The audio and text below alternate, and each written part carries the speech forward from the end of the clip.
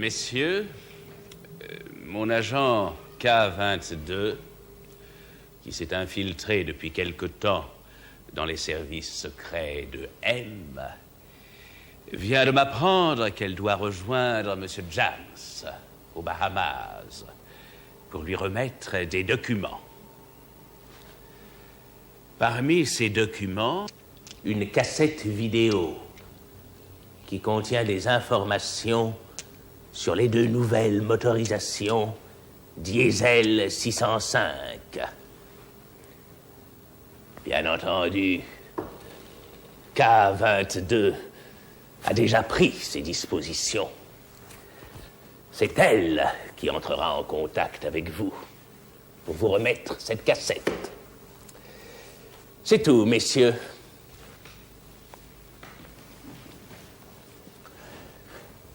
Vous pouvez disposer. Ah, j'oubliais. Je veux cette cassette. Un échec de votre part pourrait nuire à votre état de santé.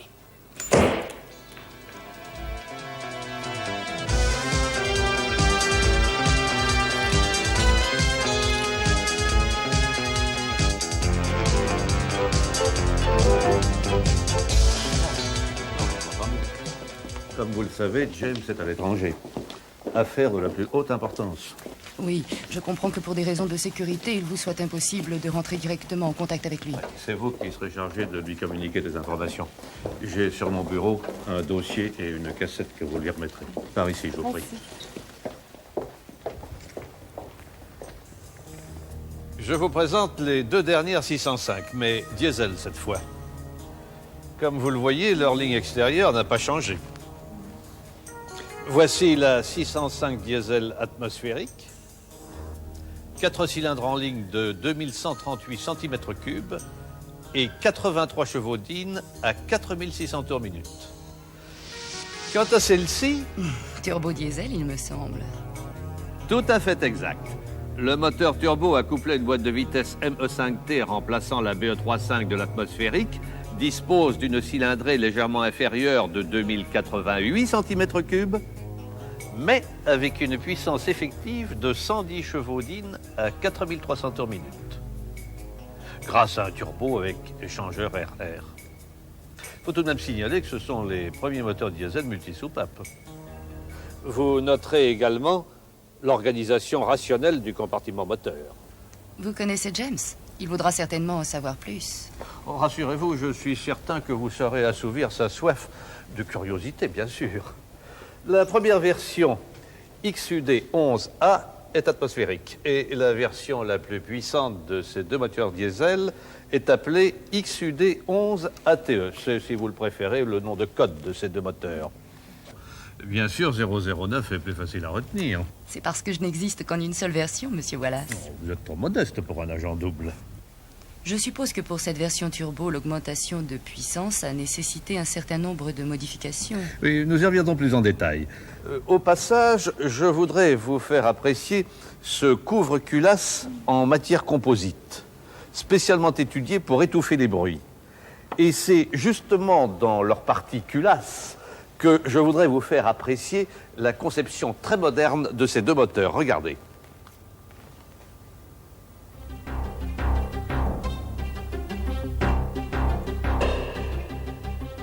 La culasse est formée de deux parties assemblées après usinage. Afin d'augmenter les performances du moteur, la culasse reçoit 3 soupapes par cylindre, 2 à l'admission pour obtenir un meilleur remplissage et 1 à l'échappement. Ces soupapes sont identiques en dimension mais différentes par leur matière. Pour les distinguer, une empreinte est pratiquée du côté de la tête. Elle est plus grande pour l'admission que pour l'échappement. Les sièges des soupapes sont en acier et les guides en laiton.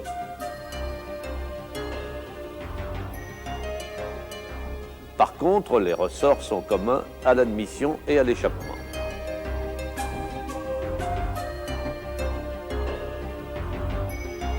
La culasse du turbo diffère principalement par la position des injecteurs. Elle est repérée par un perçage de diamètre 14 mm entre les bougies de préchauffage 2 et 3.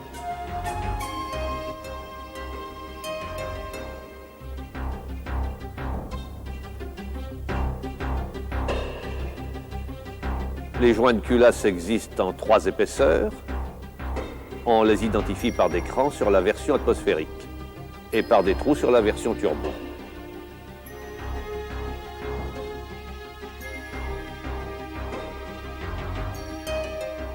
Autre nouveauté, l'arbre à cames, logé dans la partie supérieure séparée de la culasse, commande chaque soupape par l'intermédiaire d'un linguet qui s'appuie d'un côté sur la queue de soupape et à l'opposé sur une rotule.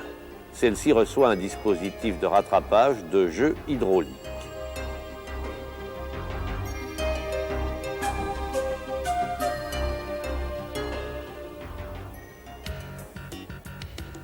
À la mise en place de l'arbre à cames, la rotule se comprime en fonction de la place disponible.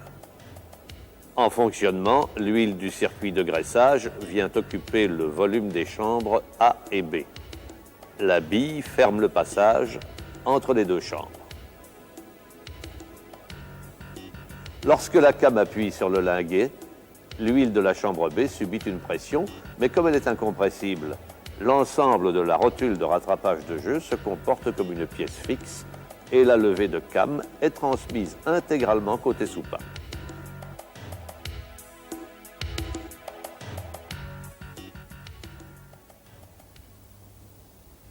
J'ai remarqué tout à l'heure 2 courroies de distribution de couleurs différentes. Je constate que rien ne vous échappe, 009. À propos, quel est votre numéro de code pour communiquer avec le colonel? K22. 22?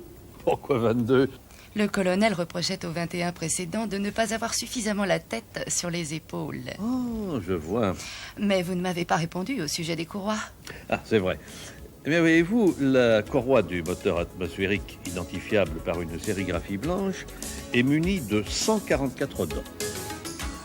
Mais sur le turbo-diesel, la courroie entraîne une pompe à eau à gros débit placée à l'extérieur du bloc moteur. Elle a donc 5 dents de plus et on l'identifie par une sérigraphie verte. Et l'échange de la courroie est facilité par la présence de 3 points de pigeage.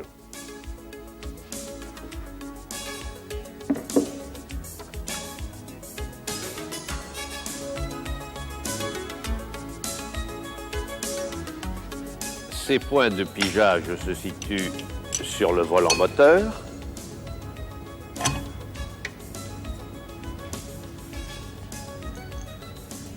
sur le pignon de pompe d'injection,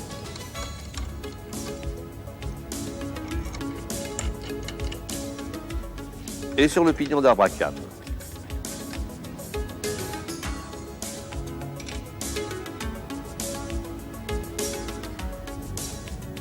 La tension de la courroie est réalisée par un tendeur embarqué qu'un excentrique permet de neutraliser.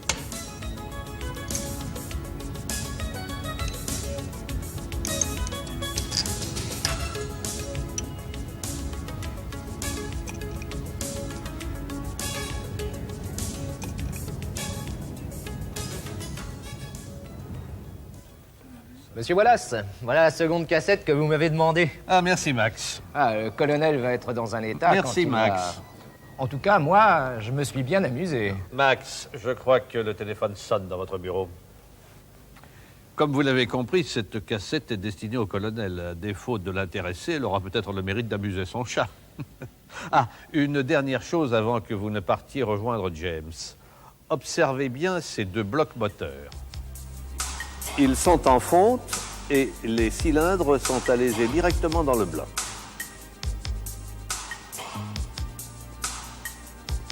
Le refroidissement intercylindre se fait par des perçages pratiqués entre chaque fût. Sur le moteur turbo, le refroidissement intercylindre est amélioré dans le bloc par l'existence d'une lame d'eau entre chaque fût.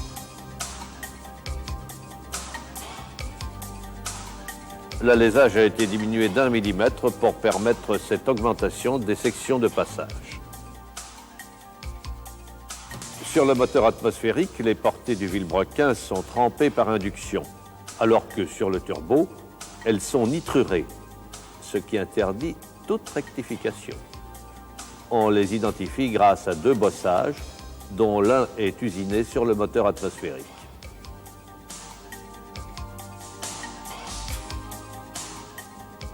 La tête des pistons comporte une cavité en forme de trèfle que l'on oriente côté filtre à huile.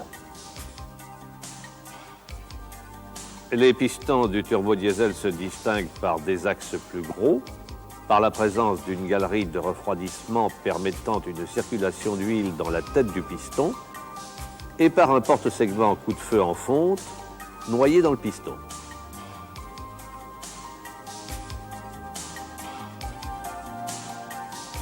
L'arrosage des fonds de piston se fait par giclage d'huile. Sur le moteur turbo, des gicleurs à bec long pulvérisent de l'huile qui pénètre dans les galeries des pistons lorsque ceux-ci se trouvent au point mort bas.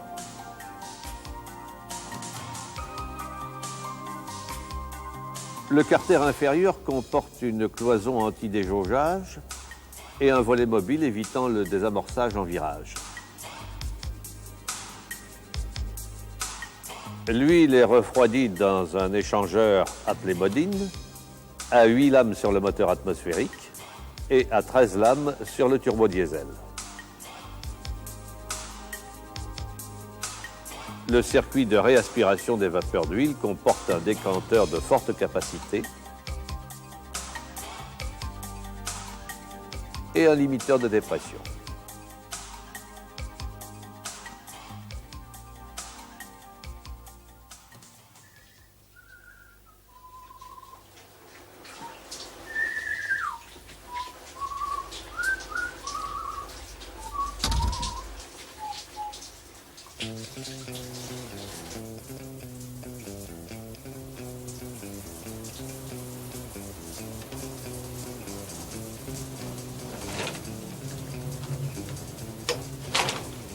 James, mais vous m'avez fait peur.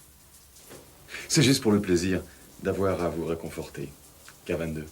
Habillez-vous, James, et cessez de m'appeler K22. Dommage, j'aimais bien K22. K22 n'existe plus. Le colonel ne devrait pas tarder à recevoir la cassette piratée.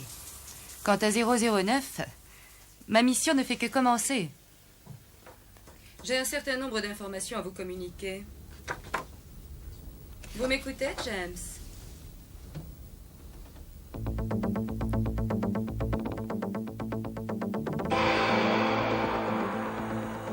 Le turbocompresseur alimente le moteur avec de l'air, qui est refroidi dans un échangeur placé devant le radiateur.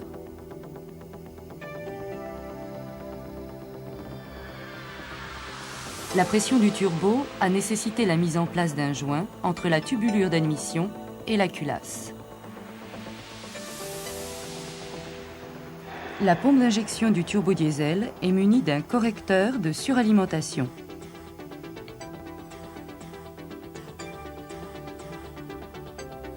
Les pompes d'injection des 2 moteurs portent leur valeur de calage sur le levier d'accélérateur.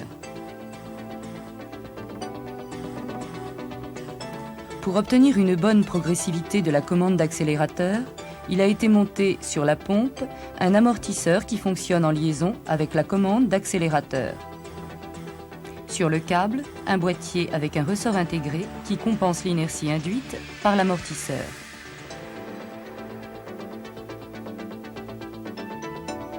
Le circuit de gazole traverse un élément de réchauffage placé à l'arrière de la culasse.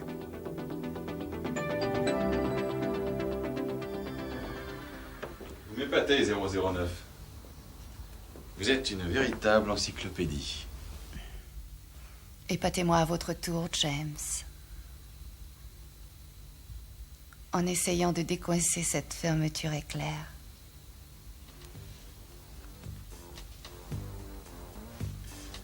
C'est précisément une de mes spécialités. Savez-vous ce que je vous propose maintenant? Laissez-moi deviner. Avez-vous déjà ressenti des vibrations, James? À un certain moment, oui. Alors regardez ceci, pendant que je me change.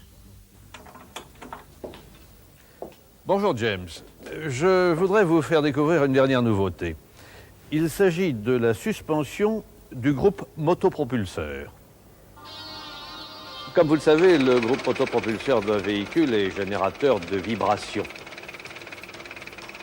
On y remédie partiellement en utilisant des cales souples pour le relier à la carrosserie.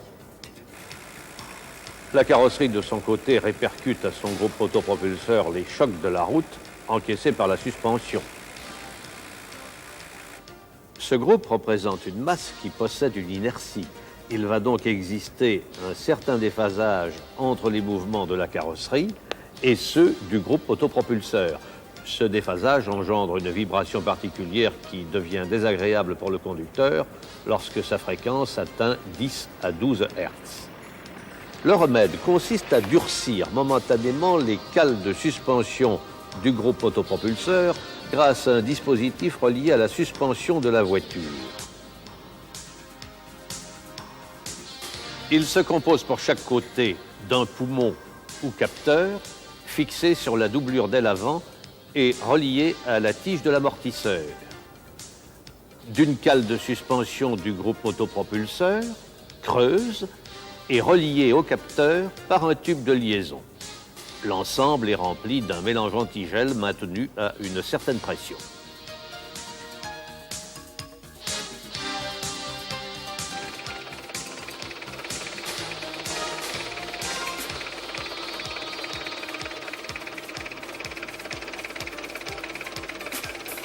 Lorsque le moteur tourne, les vibrations qu'il engendre sont normalement absorbées par la souplesse des cales.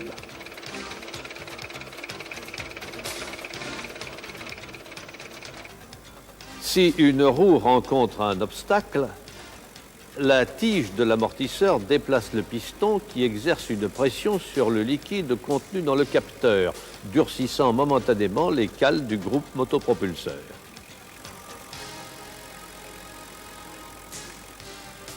Cela suffit pour modifier le déphasage entre moteur et carrosserie afin de sortir de la zone critique.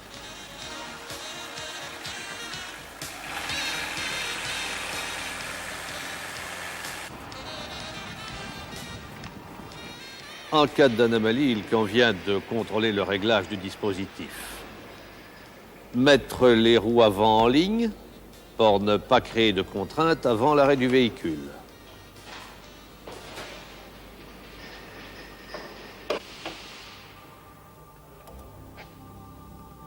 Sans s'appuyer sur les ailes et à l'aide de l'outil, contrôler le jeu des cales de suspension du groupe motopropulseur. Celles-ci travaillent d'une manière opposée, en tenir compte pour le réglage. Une valve permet d'abaisser ou d'augmenter la pression.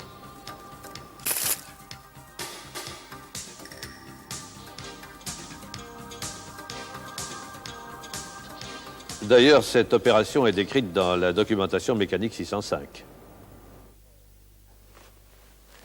Diesel atmosphérique et turbo-diesel. Parfait. K22 a fait du bon travail. Bonjour, colonel. Nous savons avec quelle impatience vous attendez ces informations sur les moteurs diesel.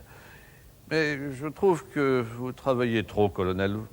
Vous avez besoin de vous détendre un peu. Amusez-vous bien, colonel.